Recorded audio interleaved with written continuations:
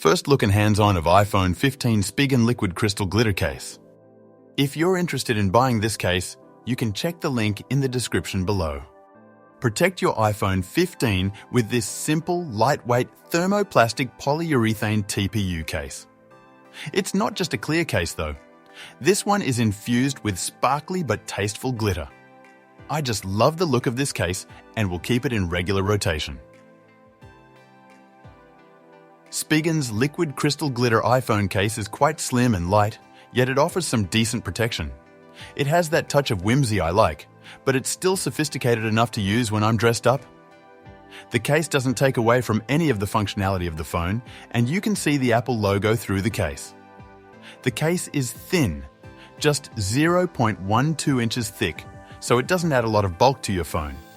The corners of the case have a little something Spigen calls air cushion technology. It looks to be just a little square-shaped indentation in the corners, providing a little extra cushion in case you drop the phone on its corner. I don't mind an inconspicuous logo on my iPhone case, and this one does have Spigen and the logo engraved along one side. That alone would be fine, but for some reason, there's a lot more written on this case.